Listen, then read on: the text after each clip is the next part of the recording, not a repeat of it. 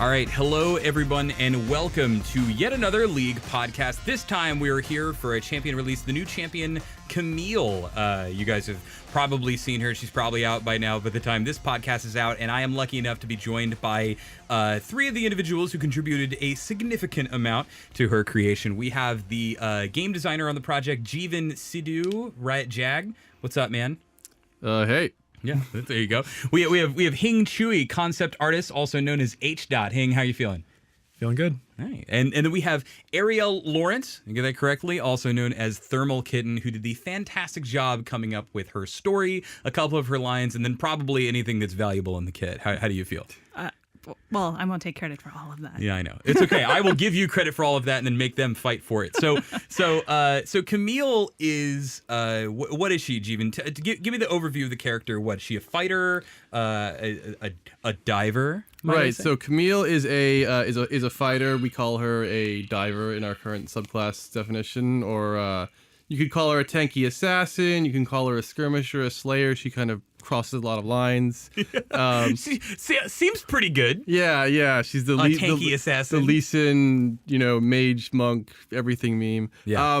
She's meant to be a top laner, and she is meant to be a very serious threat to anyone who is mobile. Right. So, Ariel, tell me, how did you come to be on this project, and what was your kind of perspective on this? Well, on Champ Team, new Champ development uses the DNA process. So that's made up of a core group of people, a designer, a concept artist, and a narrative writer. So I'm DNA. Oh DNA. My God. It's so cute. It is. It keeps us from forgetting it.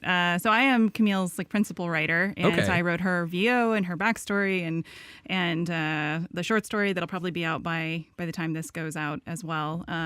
So I basically kind of sit and ask questions about who this person is based on her kit, and that helps inform art, which helps inform kit, which helps inform narrative, and we work in this kind of trifecta, constantly, asking what if and could we do this and what happens when we do this for the course of like 9-ish to 12-ish months until we have a new champion. So Okay, and so Hing, to pull you in a little bit here before we kind of begin, because I want to start from the beginning and I want to get to where we're at today. How did we get to Blade Legs, Hing? Because I think I will say the visual design for this character is so cool. I'm like really, really into it. But there was a time when I believe she did not have blade legs. And then I saw her model walking around in game, and I was like, is she on stilts or whatever? She was like, no, it's blade. It'll make sense when the animation's in. You'll see it. So how did you come up with that? Well, originally the premise was that it was going to be some kind of spy cyborg type, like something from the Avengers with like the classic British charm and everything. Like she had like an umbrella, and like we were putting like a bowler hat on her. Oh, I remember the umbrella. And for a bunch of reasons, it didn't work. Like we tried it and didn't really work very well. But one of the things that we kept with it was that this idea of like these like kicking legs and everything. Nick Matthews, who was our animator, proposed a lot of this sort of like kicking combat, like based on like a lot of like fighting games you see. And so like part of the original concept was that she had these legs that were literally like cyborg legs. They would like break apart. You would see like the machinery underneath that would glow. They would emit energy, and like whenever she kicked, it would like displace like a ton of energy like outwards. In our game, typically we have to exaggerate things just so that they stand out really well. Like we have kicking champions like in our game at the moment. Lee Sin's like a notable one, especially the Muay Thai Lee Sin. Exactly, right, where he's got a lot more kicking action. Yeah. But for the proportions of his character, like inside the game, it actually doesn't show up super well. Like I always saw like Lee Sin's ult, but it was a surprise to me when I realized he was actually kicking the entire time. Like it just doesn't show up super well. It's like on the bottom of the character. So with Camille, we wanted to retain this idea of like these mechanical legs, these energy legs. And then we were also trying to like look at like, well, how do we exaggerate it? How do we like put a leak spin on it? How do we push it further? And so from that, we did a couple designs and we started gradually moving towards this idea of like, oh, well, let's just do blade legs. That's cool. That's fucking dope. So I'm going to start us, I'm going to go back. I'm going to start us off with an anecdote here. I was at, I believe, a holiday party hosted by Jeevun and his Right, yes. amazing significant other. And we're there and we're drunk because of course we are. And Jeevun had just kind of told a bunch of people that that he was leaving live gameplay to go. This is your first champion, right? Yep. That's some of you guys may know he was on Patch Rundown back with me when we did that all the time.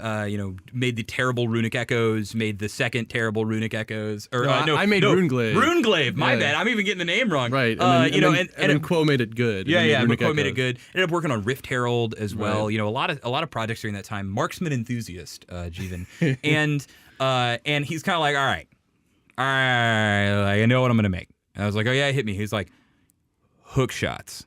She's gonna fly around the map with hook shots. And I was like, all right, buddy, one day maybe you'll be the person to make the hook shot character. Because we've talked about this character for so long, right? It's this up there with like, are we gonna set brush on fire? What are we gonna do? This is like an age-old ability. So how did you get to where you are with that? Yeah. From that moment. So so when I started on Champ Team, which was about a year ago, I wanted to move to Champ Team, and they said, hey, what we want you to do, we want you to make a diver. And I was like, cool, I like playing divers, actually. Like, I like playing, like, Aurelia, I like playing Vi and stuff like that. We're both Scumbag Rengar players. Yeah, from yeah. time to time. I play my Rango every now and then. And I thought about, like, what is it that makes these champions really, really awesome and signature? And it was almost always how they moved, right? Like, the coolest thing about Jarvan is flag and drag, right? The coolest thing about Vi is how she, like, raises up and knocks someone up and stuff like that, right? So, to me, I was like, well, what's like a new type of way to move for a melee character that will feel signature and unique and different? And the hookshot idea was placed around a lot. I actually had a version. The first version I had was a lot more like crazy. It was a lot more like Spider-Man. I think we actually might have a GIF of this up by the time it goes up. But she would like shoot a hook into a wall and swing around it like a circle. Yeah, and then you could like recast it. And then and you could like do it to the next Mm-hmm. wall, so you could like basically Tarzan through the entire river. That was really cool, but it had nothing good for gameplay except making her impossible to game. I want to just interject here and say that this is You played that version. I Yeah, think. it is my fault that I have not played the new Camille. Jeevun's my homie. I'm gonna play the hell out of this character when it comes out. But I did play that version, and so for the people at home who are kind of thinking of the like, oh, okay, kind of radial, like you attach to a thing, you circle, you recast it. I went from my fountain to the Baron Pit. Just on hookshotting. And it was sick. It did feel like Spider-Man, right? Yeah. The kind of like web from one direction and then do the other. But that took like 5 seconds. And I was like, oh, Jeevun, we can't do this, man. Right. What the hell is this? And I stuck with that one a really long time. I tried to make all these ways to work, and then I was in some room. I mean, we had a lot of help from a lot of other designers who are really good at this stuff, like Scruffy, Mark Yetter, or August Browning helped out a lot, right? Riot August now. Yeah, right. Yeah, whatever he is. And there was a lot of ideas of like, hey, we tried this spell with this wall, and it just became obvious at a certain point that when you come off a wall, if you could just come off it even harder, that works really well, right? And that was basically, when I put that in the first playtest, I'm like, okay, she jumped to the wall, she smashed off of it, that guy went flying. Yep, I have my spell, right? Yeah. And you then kind of found the one that works. Yeah, and then a lot of what was cool about her was kind of informed with that in many ways. They were like, oh, like source of power is her with like her legs jumping off walls and stuff like that. So like let's look at ways to bring out the power in her legs for a variety of reasons, right? And then so you can see that at the end, the final product on the kit. Yeah, so people ask a question a lot that doesn't really have a straight answer, which is, oh, like who starts first? Because we always talk about the DNA pod, or we talk about all the different ways, and from my perspective, it's always different. It's sometimes they come together perfectly at the beginning. Sometimes one kicks it off. Sometimes we know. This one felt to me like it was very much a kit-driven thing, right? Jeevun is a pretty straightforward guy. He's like, we're making hook shots. It's gonna kill the AD carry. And so Ariel, tell me, what is it like working under that kind of constraint, where you have ability, or do you even prefer it, right? Like where you have a ton of abilities, but you don't even know who this character is yet. I think it's a little bit of both, right? So when this space kind of first opened up, and Blue Pod, which is the pod that worked on Camille, had kind of wrapped up Talia and was moving on to the next character, Jeevun's like, in a whispering voice, he brought Hing and I into a room, and he's like, I want to make a vigilante. And I was like, okay, all right, sounds cool, let's do it. So I think that when I had a specific vigilante. he had a specific vigilante in mind that in terms of drawing inspiration, I was like, all right, we can parse this, right?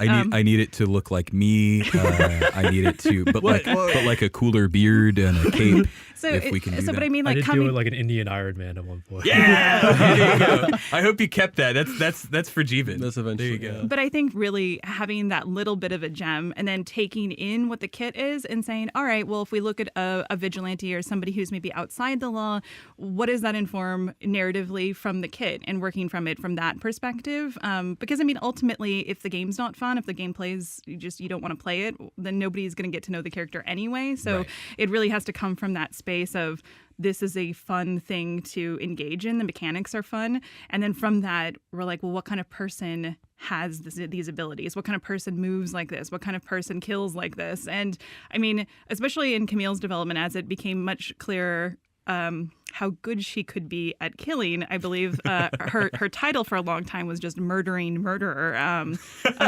So we were very Sounds like tempted my kind to of put that champion. in. Yeah. I'm in for the murdering murderer. But I think that and then that really reflected back in the art when we started talking about it and coming back to kind of this darker look. Where would this person live?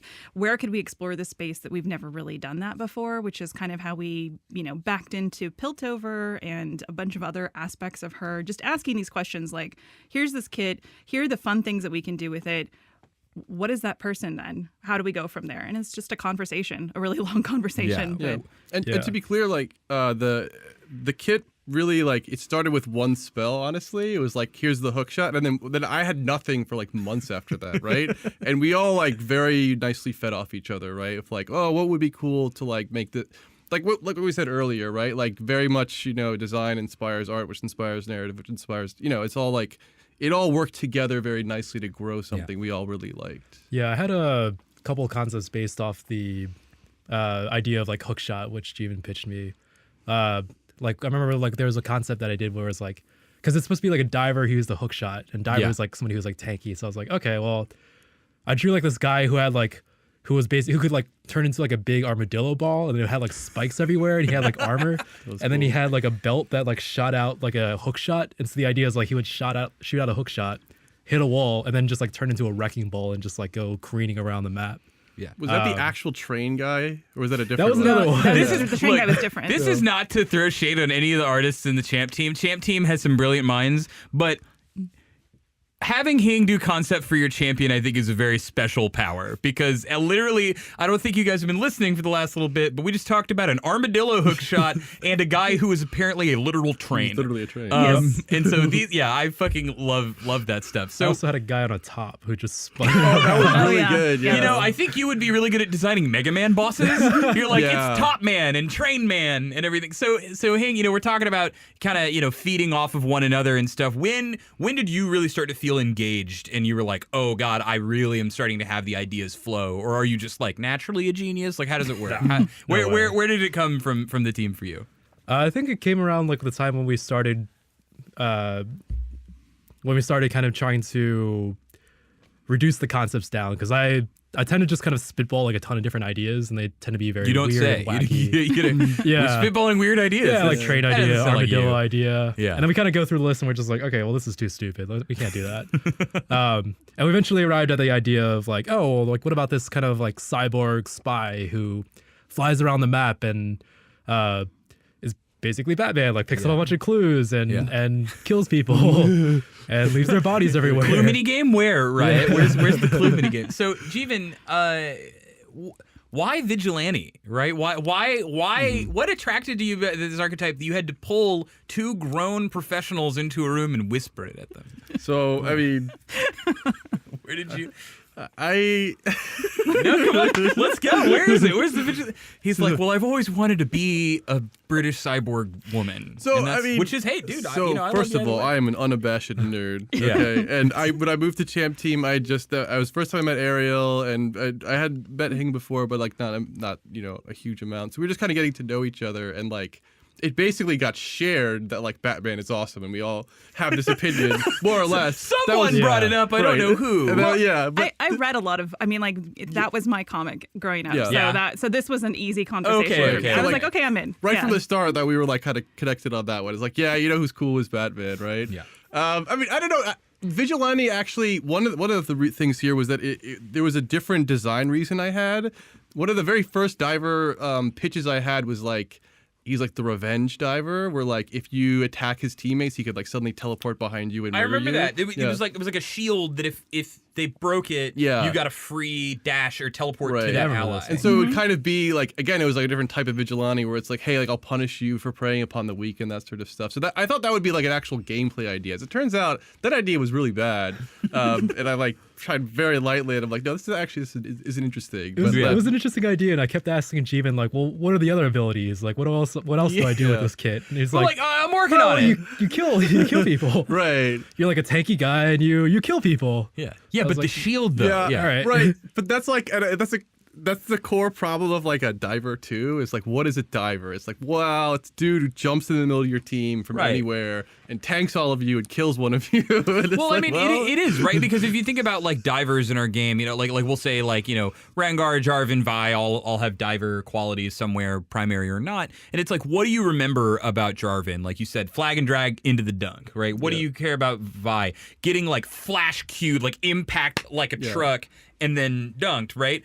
It's like, do you even remember they have other abilities? It's like, did you know Jarvan's E is its own ability that you don't, you know, it's like he has a shield, I guess. It's like, yeah, it is weird, right? Because you think so much about that moment of kind of the kill or the moment that you engage that it's kind of hard to figure out the rest of it. Right. Yeah. So I do want to get into the story though, because I like many other people, you know, just very recently read the comic that came out today at the time of this recording, and it is, first off, it's gorgeous. It is. What, is that Jason Chan? That is Jason Chan. Jason Chan, my dude. I JC. super quick. If for any of you out there who play a lot of Magic the Gathering, Jason Chan did some of the most iconic pieces of art from there, and when I heard that he was coming here, I was like, can we send him back? Magic Art's not gonna be cool anymore. And then the moment he started working on his first splash, I was like, never mind, we have to keep him for literally ever. We're not giving him up. He's super awesome. But that so Ariel, tell me a little bit about the story that's depicted in there, right? Because I got confused a little bit, and maybe that's intended, right? You know, some people are like, oh, is she mean? Like, is she keeping her? It's, you know, well, yes, I think is she mean? Yes, right? But it's like, she shows what some could see as compassion and some could see as indifference, or some, you know, there's a lot of ways to kind of parse the ending, right? So tell me about that story. Yeah, so I mean, I think this started when we started to get the cyborg things popping up, and I pitched, and I was like, she should be like an MI6 Mary Poppins. Like, I liked that British better than you, like just like perfect riposte kind of snarkiness for somebody, especially like as they're murdering you. But I was very insistent, probably very insistent in a lot of meetings, that she should still retain that element of humanity. Like, even if she's just cold-hearted and impersonal to everybody, on the inside, she's really questioning like how much person is left. You know, here's somebody who is augmented severely parts of her body. She has a Hextech heart. She has these grapple spindled hips. She has blade legs. She's got crazy eyes. Like, does she have permits for all of these, by the way? I mean, like, this is, you know, does someone in Piltover have a registry of like all of her weapon specs? Like, no, they ask her. Yeah. Yes. And if she denies them, that's the end of the conversation. That's I see. But I think having that question as to like, have I gone too far? Like, how much of my work overtakes my humanity? What am I willing to give up? Like, these are all really interesting human questions. And honestly, if you're still asking, am I human? You probably are. So I think that for me, that was always the really interesting question. Here's this person who kills kind of for a living, who operates outside the law, who takes care of these really dark problems within Piltover and Zon. I mean, like, I think a lot of the foundational material has started to kind of go out with Universe and percolate. But really showing the symbiosis of those two cities, and that they are dependent on the machine working together. And she is somebody who keeps that machine going. And I mean, like Piltover and Zon, that relationship is almost mimicked in Camille. It's this like dark and light, and it has to stay in balance. And I think that was the thing when we were exploring the big mechanical hips and the power about them breaking apart. I was like, no, I like go back to the blade legs, because for this is somebody who literally lives their life on a knife's edge. Like they are in balance. Damn. They are layers right now. Yeah, layers, super layers. But I think that for me, you know, she should be questionable when you look at her. She should come off as cold and dark, but on the inside, she deals with a lot of shit. So I think that's for me, like Phil Vargas and Dan Norton and Jason Chan worked on the promo for the Camille comic and stuff, and that was after a lot of conversation with Phil, and I think he really understood the character. And then you know, I wrote a short story that actually picks up from that that will go out and hopefully give a little bit more insight to the kind of decisions that have gone on in her past and how she kind of feels about Piltover and herself and a whole bunch of other stuff. Maybe humanizing her a little bit, maybe in other people's eyes. We originally had her a little more evil too. I think like a while back, where we were kind of like cool with making her more of like a pure psychopath. And then Jin came out. It's like, well, you know, do we yeah, want two that psychopaths? too, right, yeah. But like I think the way we kind of explored the character and got to know her better, like I think Ariel took her into a more like, I don't want to say sympathetic direction, but a more like understandable one at least, where you're like, I really don't want to meet her in an alley, but she probably isn't doing this because she's just like some like murderer that enjoys it, right? She's like a much more complicated character than I think even Jin, or you know. There's a lot of motivations behind what she's doing, even Did if you they're hear awful. that? Jin team. Yeah. More complicated than Jin. That's the tagline. We'll name the podcast that. That'll be Camille, more complicated than Jin. I should re-record that part. No. I'm teasing. This is besides. I think the Ivan pod talks shit about y'all anyway. So see that's why you gotta listen to the casts. So we're talking a lot about the balance and kind of the dark and light and everything. Hing, you know,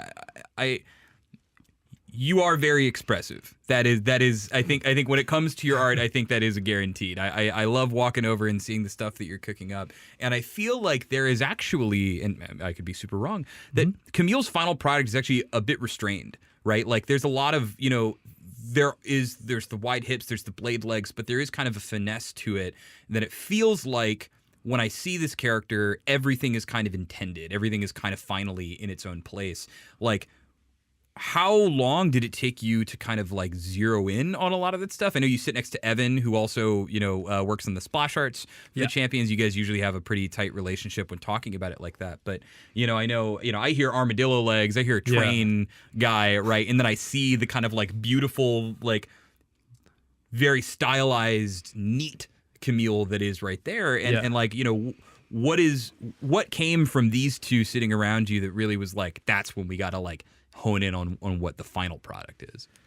It was definitely had to get all the stupid ideas out first. See, don't just tell me that the train idea is stupid, because I love it. They're not stupid ideas. They're just ideas for another time. Okay, They weren't the ideas for right now. Yeah, Train Knight is an idea for. It'll have its time. This is so good. All right, yeah, it makes more sense. It makes more sense. But he started like he had like a almost transformer thing, right, where he basically turned into the lead engine car, you know, with his armor. As much as I wanted to be, this is not the Train Knight podcast. All right. But so you're saying you had to Starlight filter through a Express. lot of those, but like. You know, even looking through some of your work on champions that we will not yet talk about, you know, there are a ton of variations on you know, you're like, oh, I'll give him this kind of blade or that kind of blade or whatever. And as someone who is a self-proclaimed art caveman, you know, like that's what I want to know is it's like when do you feel like it's good enough, or when do you feel like you were landing on it and you're really getting where you wanted to be? Yeah, a lot of that comes down to talking with the team and talking with other artists and just seeing like basically. Like for me, I'll come up with a bunch of ideas and I'll come up with a bunch of concepts where I'm like, well, I think this is kind of hitting it in this side, or this is hitting in this. But ultimately, you don't really know until you show it to somebody else and you see if they like get excited about it and geek out. Because you could just be like, oh yeah, this is really cool, and then you show it to somebody, they're just like, nope, I don't get it. Doesn't make any sense.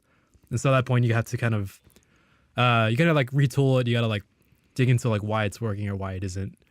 Camille honestly was pretty tricky. There were a lot of elements to it that were like very fine tuned, and were fairly subtle that we had to kind of like dance around and how to kind of have a lot of conversations about like how it'll work and like how we would execute on it and like what the feeling was. So it did take a while. It took like, yeah, I don't even actually entirely know. My entire life. Yeah. Camille, I've been waiting for. Yeah. So, Ariel, I just want to ask some questions because I'm really excited about the character, but also, I'll be honest with you, I'm a little confused, right? And it's the good confused. It's where I want to learn more about the thing, right? I think I started with a very different view of the character than where she may have ended up. I think it's interesting because it's like a dartboard of vigilante, badass, cyborg women, and then you have to eventually hone it down to just kind of that bullseye. But Jeevun, I think, had a really your first ultimate was called. We can get into some of her old abilities eventually because they are very cool. Her first ultimate was called something like I don't deal with henchmen. Right. Which very much I think that shaped my understanding of what her personality would be like. Is like, please step aside. The adults are talking. Either you're going to tell me who you work for, or I'm going to beat it out of you. Oh, that's still very much in her personality. So who does she work for? Oh, well, so Camille, or what ideals do she work for? So Camille is her bio will be live by this point. So Camille is part of Piltover. I guess Piltover is kind of ruled or kind of run by a bunch of families or clans that are very wealthy. So kind of think more like Renaissance, like Florence or something like oligarchy that. style. Yeah, stuff. like the Medicis or something like that. And so her family, so it's each family within Piltover, each one of these clans is run by like the head of the clan and usually a sibling that is what I made up as the principal intelligencer. It's like you're kind of the dark agent, the sworn like shield and sword of the family. And she is that person for her family. So she works only for her family, but to make sure that like the order of Piltover and Zon, that relationship is preserved. So that may have her negotiating with chem barons, that may have her, stealing technology from another family. It's basically to keep her family wealthy and in power. She's not like hired out to right, other people. But there's a little bit of a Cersei kind of in her thing, which is the like I will do literally anything for my own people, my own family. Yeah, I think that like that's the kind of where the short story went is like the exploration of kind of like a duty and family and what does that mean to like work and life. I was gonna say I think she's closer to Jaime than Cersei, actually. Yeah. Okay. Well, I think in terms of character, I think right? kind of. And Didn't lose the hand. But lost right. Different limb. Yeah. So was she willingly operated on? How did that end up happening? Absolutely. So I think that so that'll go into her bio, but there was a point in time where she was completely human and she failed at a job and it affected her very personally, her family, and her father died as a result. And because of that, she decided she needed a hex tech augmentation, which started with her heart. After that, it's like one thing led to another where she was like, I willingly give up my legs. I get the grapple spindled hips. Like all the augmentations kind of fell in line after that. I don't know if I want to I don't want to tell all the story of like the short story. I'm in, and this is the thing where we're like, and maybe this is all in your story, right? Mm-hmm. But I want to talk about and explore some elements that are outside of that story because when I hear this, I think this is, I had talked to Jeevun at length about, some ideas that I had in the past, or just that this is really rich ground because, Zon for so long was just bad science town, and Piltover was good science town, and that was it, right? It's Jason Victor, it's like absolutely looking at Piltover as like, what is somebody who's cut from a darker cloth in Piltover? What does that look like? That was definitely a big thing, just because, if you have power, you want to keep power in that situation. So it was painting Piltover with a different brush. Yeah, my last fanboy story question, at least for this little bit, is you have a character who moral gray keeps augmenting their body, so to speak. how does a character like Victor interact with this person, or how do they deal with each other? Oh, I'm sure Victor has got the hots for Camille. Well, yeah, I guess I'm just saying it feels like kind of a violation in some ways of what, you know, many of us over the years have been taught to believe of Piltover, right? You know, the whole progress at any cost isn't really their thing, and yet here's someone a little more in the shadows saying, but secretly there is that going on, right? Is Camille sort of a thing that people in Piltover try to forget about, or you know, how does the rest of society see her? I think once you've like accumulated that much power or seen in that kind of light, or you're just that deadly, I think that it's not that you get ignored, but that is, you don't really tangle with that if not necessary. So I think that, you know, all the other families within Piltover would have somebody like Camille. They probably wouldn't be as augmented. They certainly wouldn't have hex tech like Camille. I think that was one of the things that we wanted to explore too. I mean, all of our Piltover champions can carry hex tech, and I mean, the interesting thing about hex tech is it's the democratization of magic. Like it's this hex tech crystal, this crystal that's imbued with magical properties is now put into a weapon that anybody can pick up and use. It's not just for a mage or you have to be born with a power.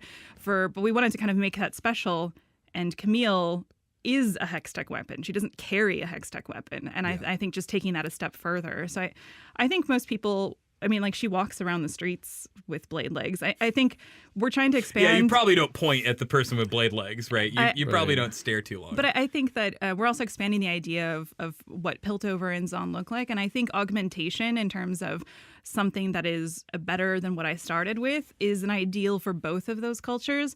Just Zon takes a much more utilitarian approach versus Piltover, which might have a more ornate or beautiful or just...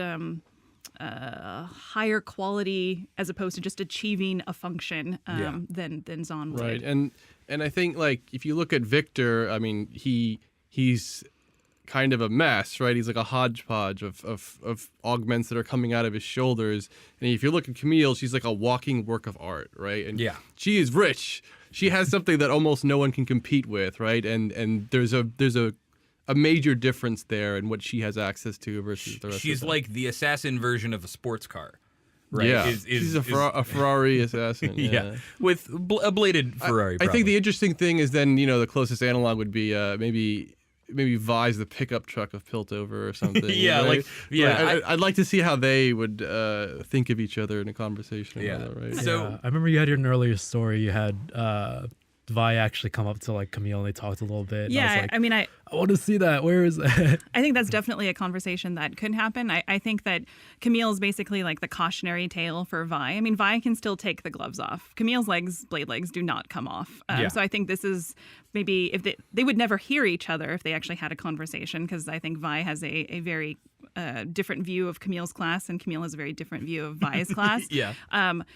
But Camille actually is a lesson to Vi about when you go too far. And I think for Camille, the thing she probably fears the most is actually becoming somebody like Oriana, who is completely 100%, hex tech creation and a tool. And I think for that, you know, her fear is becoming somebody else's tool, losing her autonomy and being under the control of someone else. So I think that's really, for somebody who insists on control and who insists on order, it speaks to the thing that you fear the most, and she fears being under somebody else's control. Becoming fully machine is not something she's interested in doing. Yeah, I kind of want to talk a little bit right now about some of that gameplay, because I think you have done, I think the kit's pretty cool. I'm not going to be like, this is the most revolutionary kit of all time. But there is something here that I think is very unique as an approach you took that I kind of want you to speak to, which is Camille is rude as hell in game. Camille is, I feel like there is a section of our player base who's like, oh, they're going to take away all my point clicks. They're going to give me all skill shots. Everything's going to be counterplay. And Camille cracks her knuckles and is going to do some bad shit to some good people. Like the character can come off a little oppressive, and that I know is very much intended on your part. And so I want to know, like, what is it even like to make a character in kind of, the modern era of League of Legends who's meant to, at maximum power, kind of do some degenerate stuff? Right. So I think it's interesting to me. different designers have different values in what they want to make. And for example, a lot of designers value uniqueness or thematics or mechanics or whatever. To me, I wanted to give a callback to a section of players that loved League of Legends and wanted more of a lot of what they loved, right? So like, for example, I was an Aurelia player, and we didn't make a character that to me appealed to that type of person who's like, you know what, I'm going to build a damage item and I'm going to jump into your face and I'm going to murder the crap out of you, and you're going to be like, wow, that sucked, right? That was the experience I was always going for. Well, no, I mean and that's I think why this is such an interesting topic. This is we talked with Soul Kim about York being a split pusher, right? It's like split pushing is not fun, right? Right. But, so the effort here though that was particularly difficult for me for a long time was like we had to make a melee character that wasn't quite as reliable as Aurelia, let's say, right? We wanted a character where it felt like there's a lot of gameplay to what was happening, and that when she did defeat you, there was almost always something that you should have been more mindful of, like your positioning or her timing. So, for example, almost all of her spells have an element of telegraphing to them. And to me, that was like a deliberate decision based on the character. Like, she's a very confident person. She can toy with her food because she knows she's that much better than you, right? And so Camille's Q, for example, is basically a taunt, right? It's like, I'm going to punch you, and then in 1.5 seconds, I'm going to punch you again really hard, and you're not going to be able to do anything about it, right? Yeah. But there's gameplay there because your team can like try to prepare themselves and hopefully defend your AD carry and stuff like that. Yeah, or even like in lane, I think you and I have talked a long time about how do you make melee combat interesting, right? I think we were even at dinner, right? Stosh Chelik, who did the Fiora update, right? It's like people are like, oh, it's a gimmick, it's a mini game, but it's also like it's interesting, right? It's like I think about fighting my opponent in ways that I've never done in melee space rather than just hit each other. And I think what you're talking about, the Q does that. Right. I mean, the Q and the W are different positional games or timing games that you have to be mindful of. And we've collectively tried to up our melee design game, right? I think like Stosh made Fiora, or remade Fiora, I should say. That's a good example of like a really interesting melee character where she used to just be like, click on you and hopefully my stats win, right? Yeah. And we've leveled up our game here, right? Like New Darius, Poppy, Scion. Like these characters they have really interesting melee patterns, and we couldn't deliver this character unless we added to that, right? That was very important from the start. All right. So I want to also hit on something which is, going back to kind of the beginning where we talked about hook shots, right? And we talked about kind of access, like divers, they get on you, they dunk on you, right? This ultimate is a hell of an ability, and it took you a while to find it. Tell me a little bit, like, when did you know that this was the one? Like that you had kind of landed on something that you're, I just want to preface it a little bit that, like, when we landed on Vi's ult, it was not a fun day for some people, right? Because it's like, but we were also committed to the idea that we're going to make a character who's going to kill you, right? Like they have to do the kill move at some point. And so I know it can be hard when you get feedback. You're like, that's bullshit, or that's not balanced, right? Like, tell me about that moment for you with this ultimate. So this ultimate was very hard to arrive at for sure. And where, a lot of my game design background was on live, and a lot of what I like about our game is often at the professional level, where it's like a very back and forth like game of I know what you're going to do and you know what I'm going to do, and let's see who wins, right? So to me, it was an important thing to make an ability that was interesting and powerful for Camille, but also had a lot of things that the opponent could think like to do about it, like as in response. And this, just real quick for anyone, if you haven't seen her in game yet, right? This is the skewer, right? The Extech Ultimatum. Yeah. Ooh, that's what it's called now. Yeah. So what you jump onto a target, it kind of spikes them into the ground, and then creates a zone upon which they cannot leave for any purpose. Right. They're not flashing, they're not taking a thresh lantern. You actually disable their flash, or you refund it to them through some black magic. Right. I just make you don't cast flash if it would be totally wasted. Yeah. But if you try to Ezreal E to the corner, you're just gonna end up in the corner and not go anywhere. Yeah. And to me, this was one of those, there's a lot of things that we're thinking about for Camille. One of them was mobility creep in League has been a thing for a while, right? We've been trying to pare down some of that, and we have a few different implementations for making mobility not nearly as powerful, right? So we have like grounding on Cassio Miasma, which has some cool like zoning effects, but can be frustrating because you don't get access to your spells. Or Poppy W, which I think is a really cool spell because it has timing and playmaking, but also can be, again, frustrating because it's like, well, I don't get access to my mobility tool. So for me, the effort for the Camille's ult was finding a way to answer mobile targets without saying you don't get your toys at all, and without punishing immobile carries at the same time. Yeah, right. You have to use your toys in a different way. Right.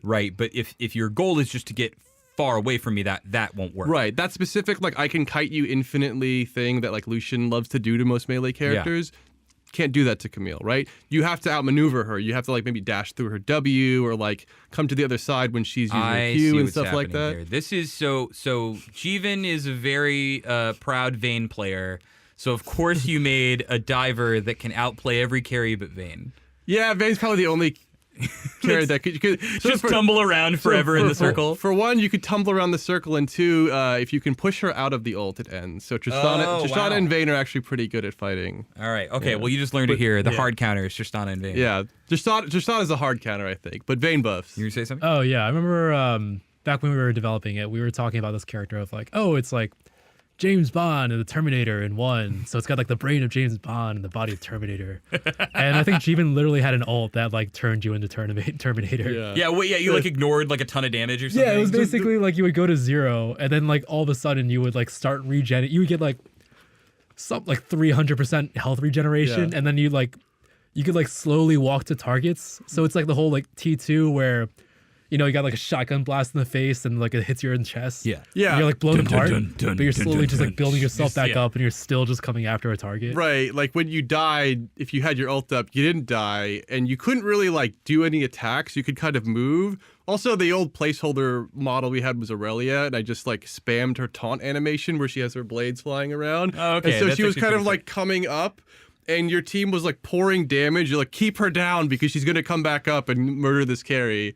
The gameplay on that was rough, let's say that. But it was a really cool moment. And it got the type of like playtest reaction where it's like this is like a sign of a good ability and a bad ability, where everyone is screaming like, what the hell is going on? And there's a reaction, like people notice, right? It was a rough reaction. Yeah, we had some ideas of like, oh, it could be cool if like you had like this normal voice, then all of a sudden like when you broke down, you got like this super robotic voice, and you're like going from like you're like afraid and everything like that. Yeah, basically you're blasted to just a machine, and the machine was like slowly trying to rebuild a human. You're like going from this super robot voice to a human. And I love Mecha Scion has some of that, where sometimes like when he's like heavily damaged, or I think in his passive, he like starts glitching when he tries to speak because he just his like mouth processor isn't functioning, which is super cool. So we're almost out of time here, so I'm gonna kind of wind things down a little bit. I kind of want to get you guys to. We're gonna do a little bit of reflection. I know we've been doing that the whole time, but I want to ask you guys a couple or one question each here. And so Ariel, I'm gonna go to you, and I want to know, in your mind, what like voice line do you think like which is your favorite? What do you think really sells the character in your mind? Oh my goodness. I know. I'm putting you on the spot. That's hard because I think I had the most fun writing her on kill lines. Instead of a lot of champs in the past, I guess, have had a lot of variant lines on buy, lots of taunt lines and stuff. For Camille, we kind of put our money in the on kill and on attack lines. So she has a lot of individualized lines for people she would match up against a lot. And just in terms of like who they are in the game and who they are in our IP, it's very satisfying when you kill somebody and she has this kind of just snarky cold line, and then you just walk away with a hip sway and their carcass is on the floor. Well, so give me one of those. Tell me, like, what was one of those that was really fun for you to make? You don't have to be like the best one or something, but I want to know. Give us a taste of some of that. I don't know. I think like when she kills Ezreal, I think she says like, next time take the map. Or like, yo! Oh my god! And, like she's got one for Echo, right? Echo is like Hourglass Kid was Sundial Brat taken, and like I think for Caitlyn it was like less hat, more pants. Yeah. Oh my god. That one was my favorite. I think, Yeah. The wow, that next time take the map. That's awesome. Joe Lansford, Man with Fax Boss, famous Ezreal hater, is gonna love that line. And then okay, so going to you, Hing. What was like?